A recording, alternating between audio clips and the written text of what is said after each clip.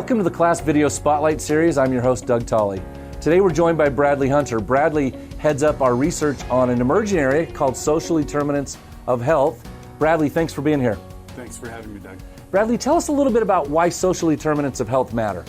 Well, social determinants of health matter because it takes into account more factors for the health of an individual than what happens within the four walls of the hospital, right? Because, do you exercise? Do you eat healthy? Right. Do you have somewhere to live? All of those things factor into your health significantly.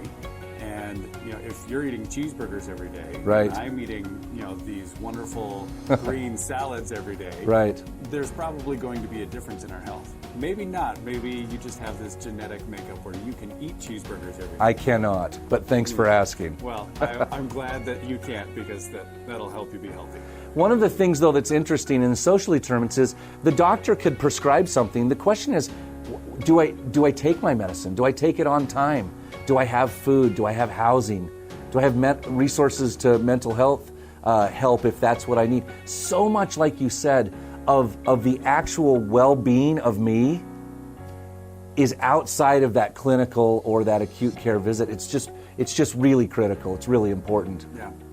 So as we try to measure these vendors, what are some of the key things that providers and vendors need to do to be successful in social determinants of health?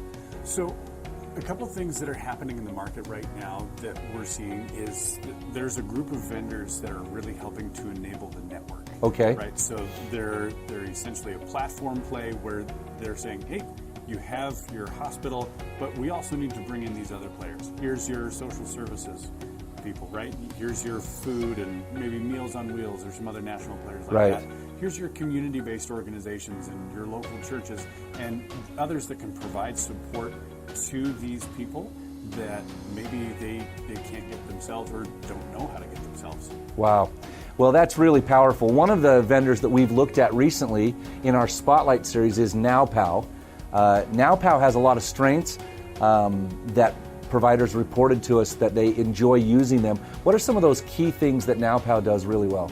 Yeah, so one of the things NowPow does really well, and this is something we heard from providers, is that their providers say, hey, these executives really want to listen to our feedback. Yeah. Like, they listen to us, we have a great relationship with them, and because of that, we're really excited about the future.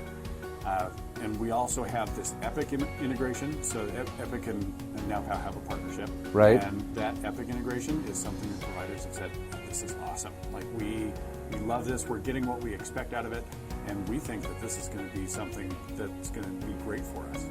So, yeah. So they're also saying, hey, we want this to do more than it does right now, but that's something that we would expect from a growing company that's having good results from their providers. Bradley, that's such an interesting point, because we've talked a little bit about the fact that if these social referrals or these other services are not tracked within the care record, they kind of get lost a little bit. So I think that Epic integration is key.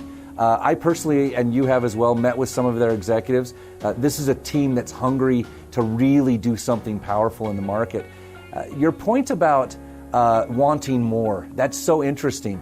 Part of that is because the users are having such a great experience that now they're saying, what else can you do for me? I don't think that's dissatisfaction, but I think it's now expectation that, hey, this vendor, this platform can do more for us than they're currently doing, and now we're demanding more, which is kind of actually a bit of a two-edged sword. It sounds like a negative, but it's really in a lot of ways a positive. Yeah, I would completely agree with that.